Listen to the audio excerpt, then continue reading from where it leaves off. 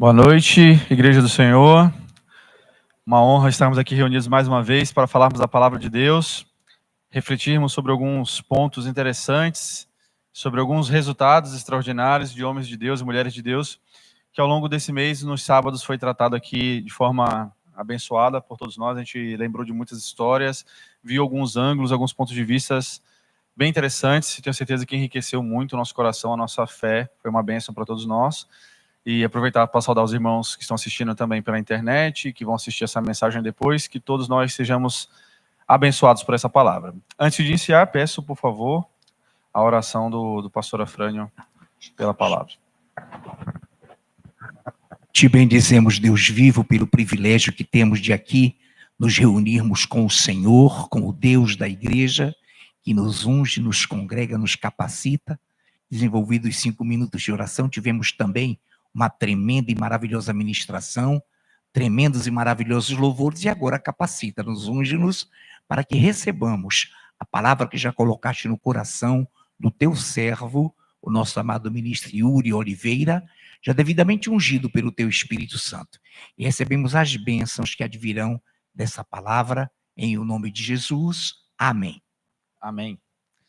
E dentro daquilo que foi proposto pela Jucade, da gente falar de alguns personagens, de falar de histórias que a gente já conhece bem. A ideia aqui nessa noite não é eu voltar aqui a história do personagem, que é Noé, que a gente vai trabalhar nessa noite, nesse momento. E são 3 capítulos que resumem a história de Noé, e é bem complexo. Muita coisa a gente já conhece, já ouviu falar da história, a gente tem muitas associações. Eu imagino que para a pastora falar de Raabe, que tem menos texto, né? Por isso que foi para a pastora mesmo, porque ela tem mais caixa para falar. E Noé é uma história é tão famosa que a gente acha que sabe tudo.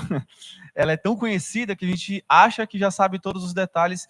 E toda vez que a gente visita alguma história bíblica, toda vez que a gente volta a entender e começa a imaginar na nossa vida, com o passar dos anos, com o passar das nossas experiências com Deus, experiência na nossa vida, a gente vai vendo algumas outras coisas e vai enxergando alguns outros pontos de vista e alguns outros ângulos.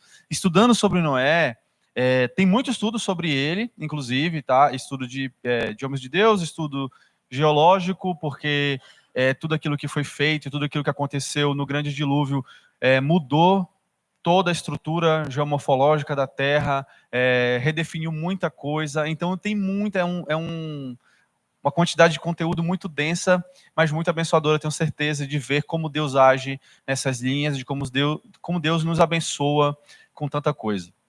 Bom, resultados extraordinários dele, a gente vai analisar.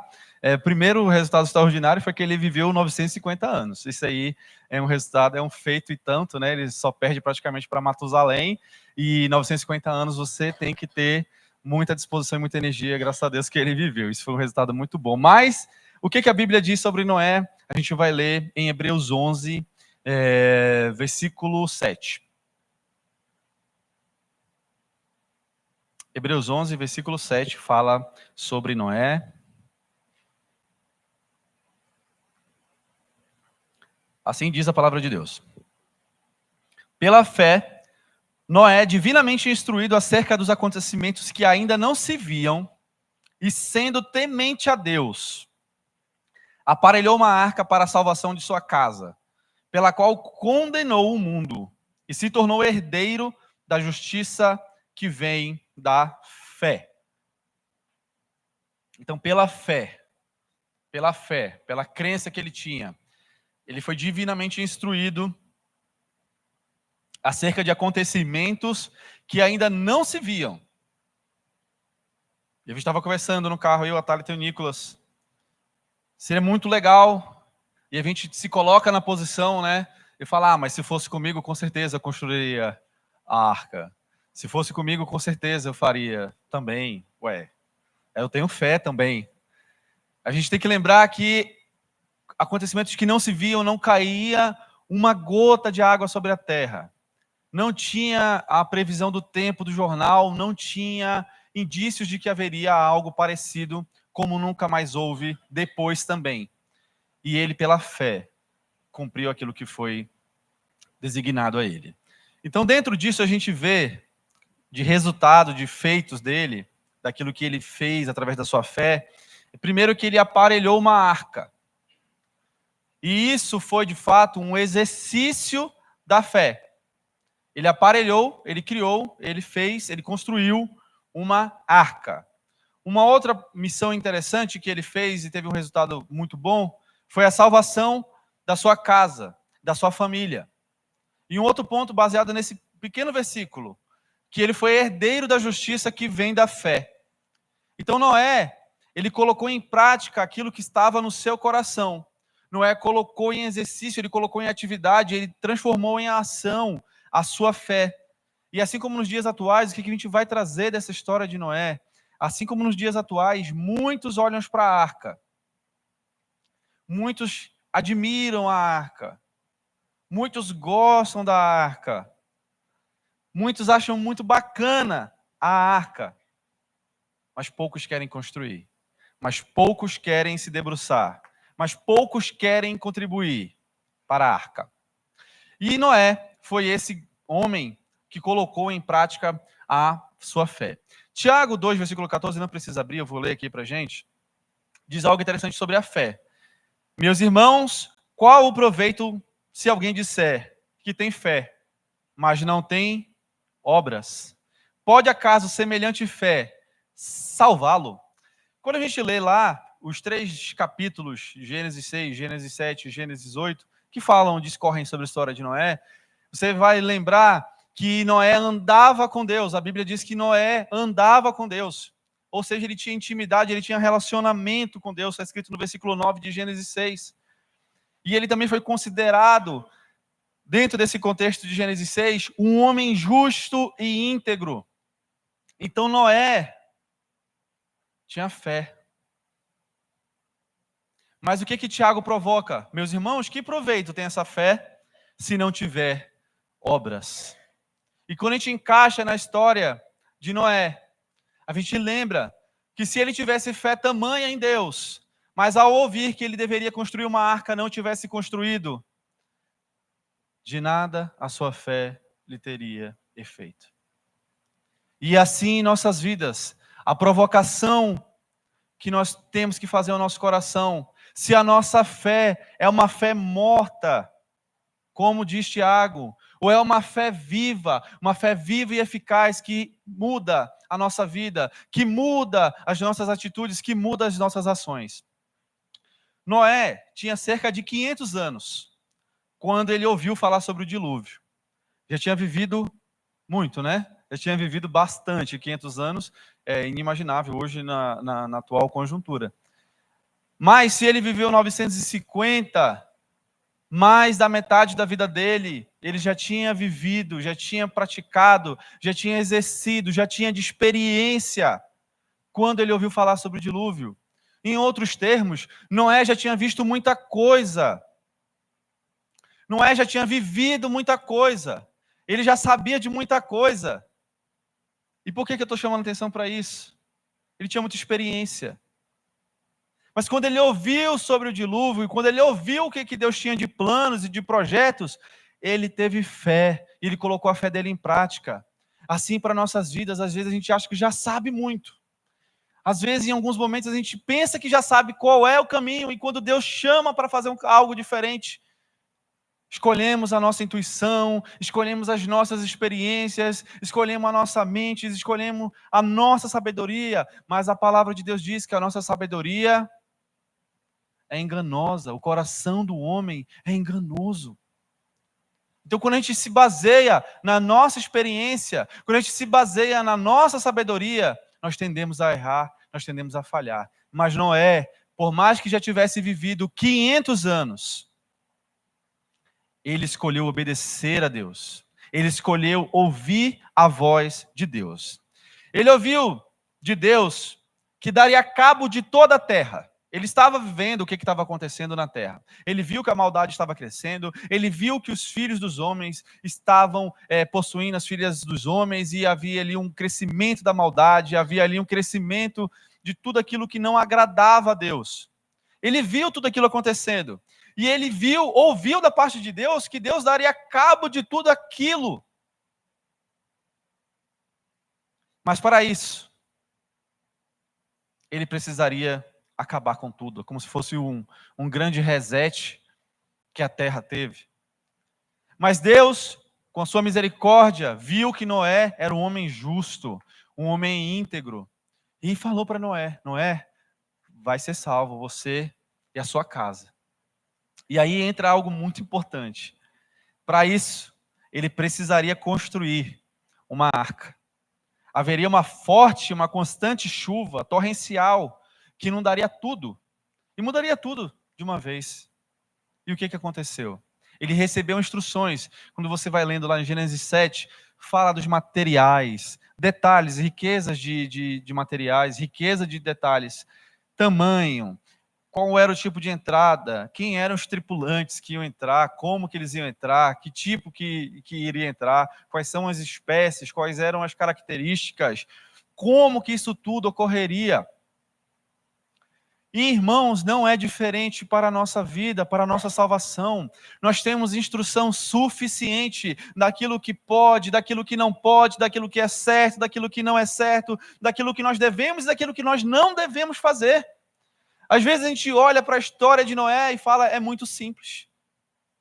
Mas a gente olha para a nossa vida e fala, é muito complicado. Noé deve olhar lá do céu e falar assim, meu Deus, com tudo isso de informação, eu acho que está mais fácil do que construir a arca. Mas nós teimamos em tomar decisões erradas. Nós teimamos em concluir aquilo que Deus não quer que nós concluamos. Nós teimamos em não iniciar aquilo que Deus quer que a gente inicie.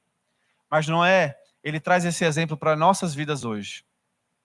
Aquilo que você ouviu de Deus, aquilo que você recebe de Deus, de palavra, aquilo que você recebe de Deus de instrução, não é para guardar debaixo do tapete. Porque Noé poderia ter ouvido toda essa instrução e falado, tá bom, quando começar a cair os pingos d'água, eu começo a fazer, né? Porque aí é um sinal que Deus está me dando. Mas Noé não esperou começar a chover.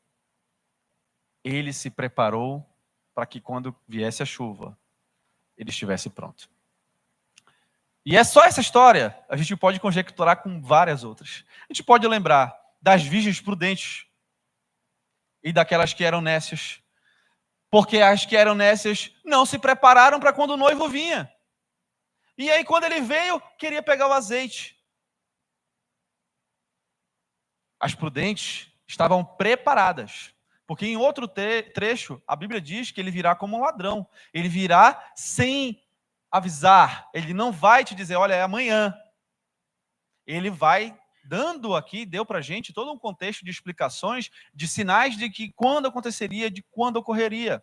E isso está muito claro, eu acho que até para quem não é crente, até para quem não acredita em Deus, está claro sobre a última geração. Sabe aquele relógio lá da meia-noite, que os estudiosos lá, em Harvard, se não me engano, que fica, eu não lembro exatamente a faculdade. Em Londres, perdão, é em Londres, o pastor corrigiu aqui. Eles estão desesperados para mexer o ponteiro em alguns segundos.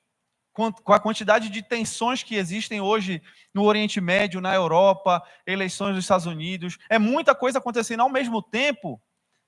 Ou seja, um não crente falando sobre isso. E às vezes a gente que é crente está despreocupado com a volta. E irmão, já foi avisado várias vezes. Quando começar, não vai ter tempo, não vai ter minutos, não vai ter horas, vai ser em milésimo de segundos. A nossa preparação é agora, não tem como se preparar depois que começar, porque quando começar já vai. E assim foi com Noé.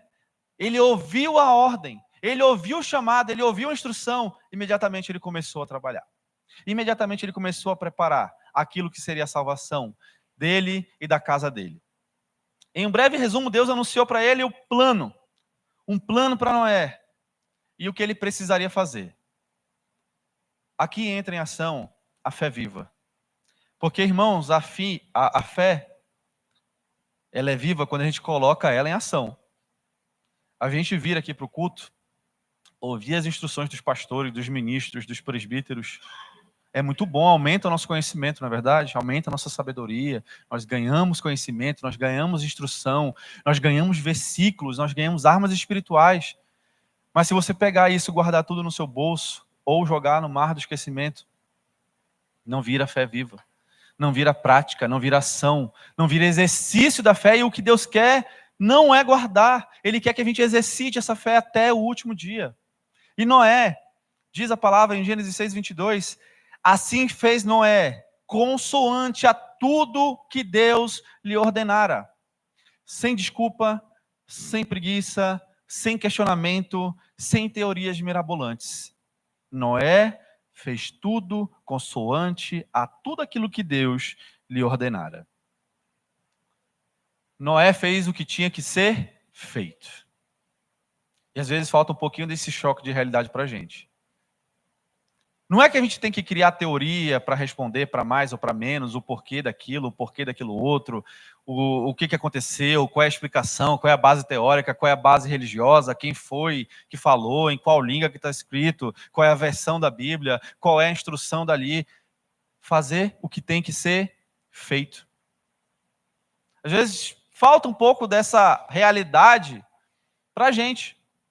O mundo avançou em muitas coisas e abriu ramos de estudos vários. Na administração, por exemplo, foram se criando várias ferramentas para desdobrar raciocínios e entender como que a lógica das coisas aconteceram. E sabe o que está acontecendo agora, depois de anos de estudo? Eles estão voltando para fazer o básico. Começaram a se preocupar tanto com porquê, esqueceram de se fazer o básico bem feito. Em outras palavras, o nosso brasileiro, feijão com arroz. Noé não deu desculpa, não ficou com preguicinha, não ficou com questionamento, ele fez o que tinha que ser feito.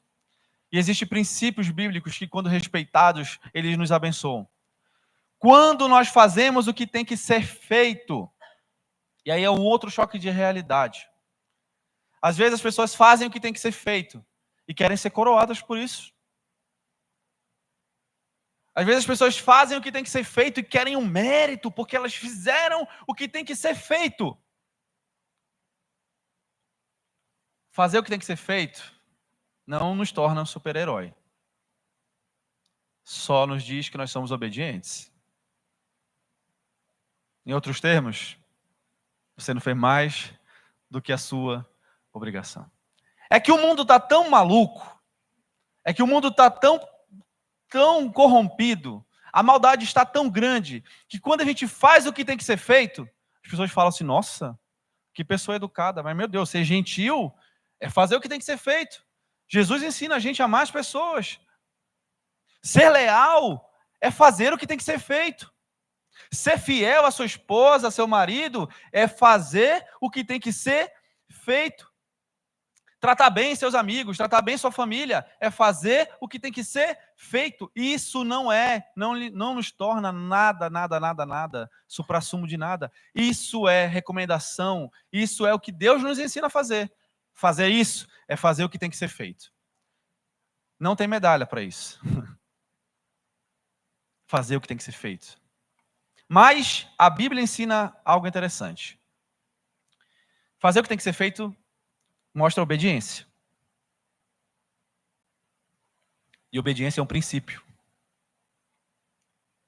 E os princípios que nós respeitamos, e os princípios que nós fazemos e cumprimos, tem promessa envolvida em muitos deles.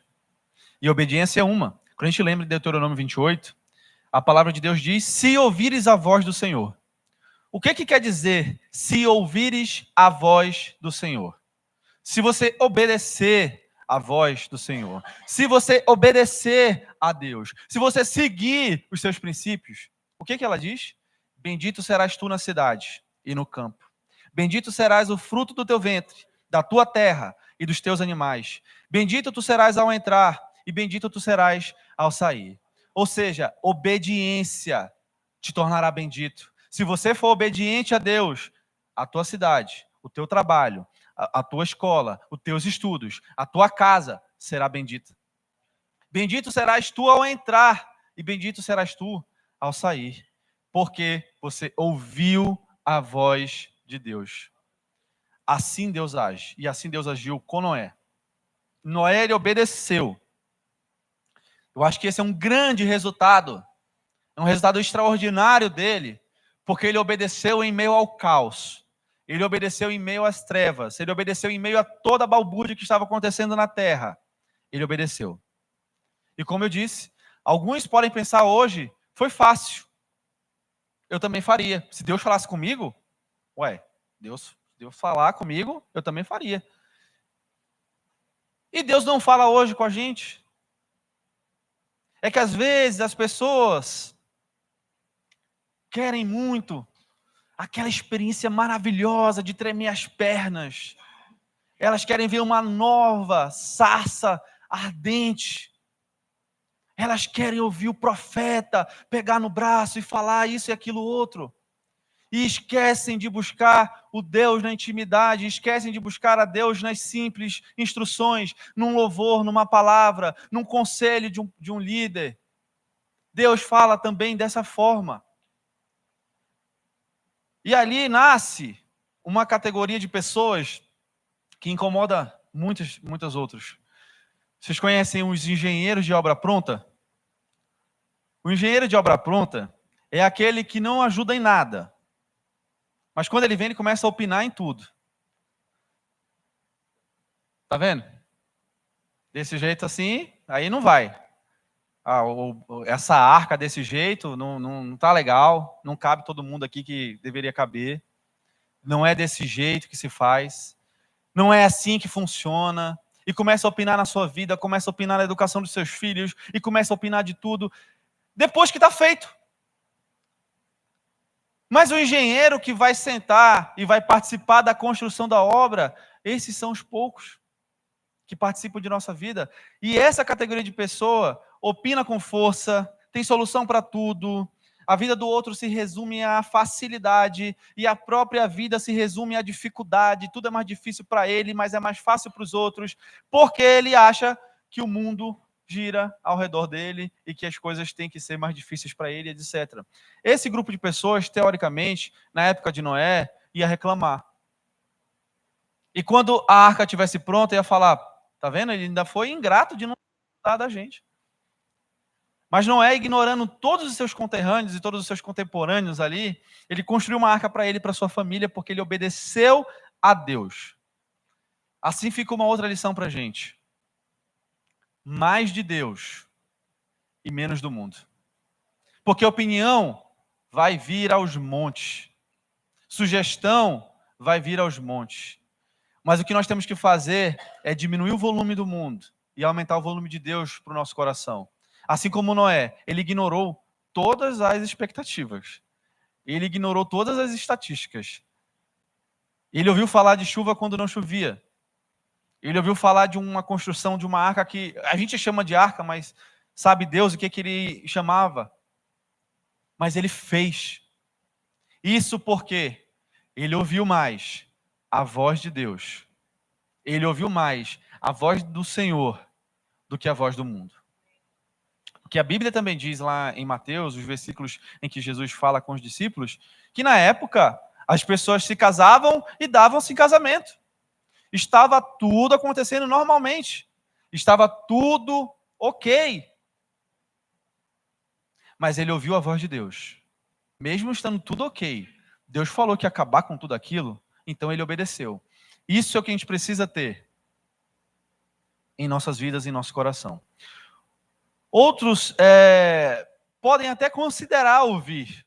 Tem um grupo de pessoas que até considera. Sabe aquelas pessoas que são simpatizantes do Evangelho? Simpatizantes. Se denominam cristãos. Eu acho que o Ed trouxe uma vez a estatística aqui, que o Brasil é um dos países que tem mais cristãos no mundo. Mas também a gente está no índice de maior corrupção do mundo. Aí não bate a estatística. Porque se fosse tanto cristão assim, era para ter menos corrupção. Era para ter mais gentileza. Mas o que é isso? São os simpatizantes. Tem pessoas que olham e até acham legal. Quando começar a chover, a gente constrói. Ou uma arca é muito, eu vou construir só um barco pequeno. São aquelas pessoas que querem fazer sempre o mínimo esforço. As pessoas que querem mirar sempre no pequeno, no mínimo, não quer ter tanto envolvimento, não quer ter tanta profundidade, ela não quer ter tanto relacionamento, eu não quero começar a misturar com o pessoal da igreja tanto assim, porque daqui a pouco eu vou estar falando igual eles, eu não quero me misturar tanto, me envolver tanto, eu não quero estudar tanto, eu quero só ali o mais ou menos, e infelizmente esse mais ou menos, esse pouco, essas pessoas que não se envolvem, não se entregam, elas estão acostumadas a viver na mediocridade. E tendem também a não serem salvas. Quando você passa um desafio, por exemplo, para alguém, e dá, por exemplo, uma nota mínima e uma nota máxima. Tem dois grupos de pessoas. Tem uma que vai falar assim, eu vou fazer o mínimo, que é para eu passar. E tem outros que querem a excelência, que vão falar assim, eu vou fazer o máximo. Porque eu não quero só passar, eu quero fazer com excelência. Isso separa muitas pessoas de qualidades diferentes. E aqueles que querem servir a Deus têm que ter a consciência da excelência que Deus quer de mim e de você na sua obra, nas nossas vidas. Do exemplo que Deus espera de mim e de você para salvar essa terra. Como Judas fala, salvando alguns, como que tirando do fogo, mas sendo um bom exemplo na nossa casa, na nossa família, na nossa comunidade. E Noé, dentro de uma geração má e adúltera, ele obedeceu. Mateus 16,4 diz que uma geração má e adúltera pede um sinal, e nenhum sinal lhe será dado, senão ao de Jonas. Noé não esperou a chuva para começar a construir, e o que muitas pessoas estão se perdendo, a juventude de hoje, de acordo com essas ideologias de questionamento, de entrar na cabeça delas, querem sempre uma resposta para cada pergunta, uma pergunta para cada resposta, e acabam deixando de viver aquilo que Deus tem preparado para elas. Alguns ficam em cima do muro, até acreditam, mas não pagam para ver, não se envolvem. E essa é uma geração que vai se perder muito por isso. Querem provas de tudo. Mais prova do que tem sobre a Bíblia, por exemplo. Já tentaram, irmãos, é assim, uma coisa que eu tenho na minha cabeça, eu para mim mesmo, tá? Não é nenhuma teoria, nada sobre isso. Quando alguém quer desconstruir qualquer coisa, vai procurar motivos para desconstruir isso. Mas quando muita gente quer desconstruir alguma coisa, vai procurar muito mais motivos para desconstruir isso. E quando você percebe que ao longo dos anos, inúmeras pessoas tentaram desconstruir a Bíblia. Tentaram desconstruir a palavra de Deus de alguma forma, ou de várias formas. E até hoje, nada foi provado, porque provado não foi nada.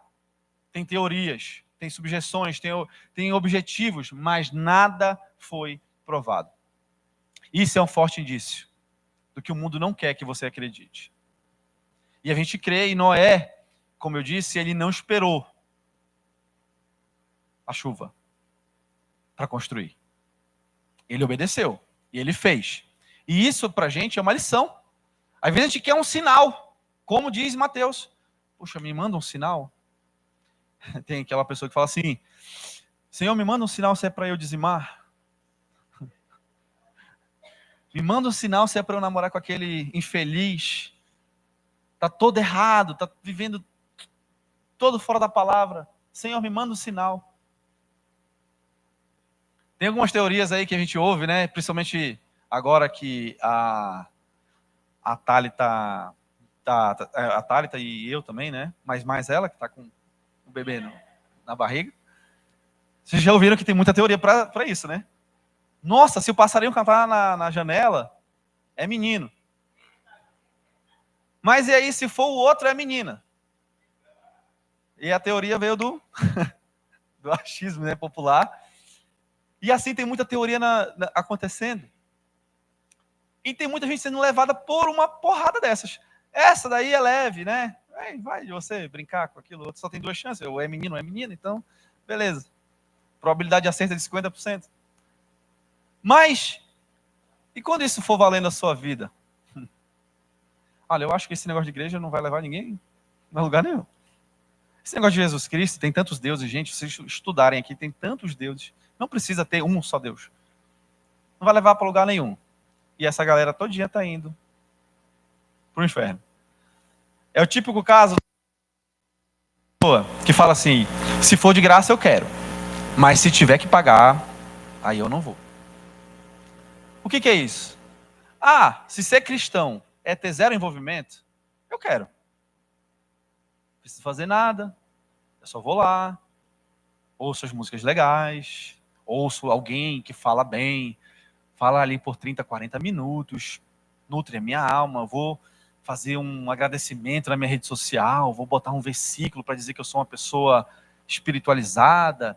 Isso não vai me pedir nada, não vai me exigir nada, então eu quero. Mas quando a palavra de Deus vem e fala que a gente tem que renunciar à nossa carne, que a gente tem que ter compromisso, que a gente tem que ser fiel à palavra, que a gente que tem conhecimento precisa replicar esse conhecimento. E mais, quando Jesus fala que nós devemos ser sal e luz desse mundo. Não. Já que agora tem que pagar, aí eu não quero mais. Então não gera envolvimento, não gera o vínculo que o Senhor quer com essas pessoas. Então, eu quero ser salvo, eu quero salvar minha família, mas também, se for possível, eu quero pegar carona na de alguém. Eu quero ser salvo. Dá para levar eu e minha família na tua arca? Dá para levar eu e minha família na arca que você construiu, Nazaré? Porque esse tipo de pessoa, ele vai querer se escorar. Uma vez o pastor falou sobre os parasitas, né? Tem pessoas que são parasitas. Elas não querem envolvimento, elas não querem criar, elas não querem se envolver, elas não querem buscar, elas querem pegar carona. Infelizmente, tinha muito nessa época de Noé. E não deu para pegar carona. E quando a água subiu, meu patrão ficou. Então, Deus nos avisa mais uma vez. Você quer ser salvo? Você quer buscar a Deus? Faça de todo o coração. Faça obedecendo. Faça como Noé, receba a instrução e vá para cima, construa a arca, por mais que zombem de você, por mais que riam de você, por mais que pareça maluquice da sua parte, e assim é para o mundo, maluquice, viver a palavra de Deus, se privar de desejos carnais, mas para Deus, isso redunda em peso de glória, redunda na nossa salvação, redunda no nosso crescimento espiritual. Noé, ele não construiu um barquinho, ele construiu algo grande. E a gente foi chamado por Deus para construir coisas grandes. Tem um texto que algumas pessoas tentam minimizar. Mas é importante a gente voltar a falar disso. Jesus falou o quê? Obras maiores nós faríamos. Mas quando a gente quer comparar, fala assim, meu Deus, como assim obras maiores? É porque Deus confia, Ele tem consciência e tem fé e sabe daquilo que vai acontecer com aqueles que servem a Ele. Ele sabe qual é o poder que há no Espírito Santo de Deus, que está em nossas vidas, para fazer a obra de Deus. O pequeno é disfarçado, o pequeno é altamente irreversível, é pouco compromisso, é pouca entrega, é pouca experiência. O pequeno é muito fácil de voltar. O grande é pouco reversível. Ele é profundo. Ele traz experiência. Ele vai dar experiência para mim e para você. E o grande não dá para esconder. A fé pequena você vai escondendo ali nos detalhes. A fé pequena você volta ali, vai. É muito reversível, é muito fácil. Quem já fez trilha aqui, sabe que quando você pega o lado errado da trilha, quanto antes você voltar, melhor, né? Porque aí você anda menos para voltar para a trilha correta. Assim é nas nossas vidas. O que Deus quer de mim e de você é o quê? Que a gente encontre o caminho de Deus e se perca nesse caminho. Para não ter vontade de voltar, para não ter que ficar com um passinho ali, ó, vou para cá, vou para cá. Não, você entre nos caminhos de Deus e se entregue de coração, de corpo, de espírito, buscando de todo o teu coração, de toda a tua sabedoria, de toda a tua inteligência, buscando a Deus de fato, de verdade, e se entregando às experiências com Ele, e se perca nesse caminho ao ponto de você nem saber em que momento foi que você entrou. Tamanha a experiência, tamanha a profundidade, tamanha a distância, tamanha os momentos, tamanha as vivências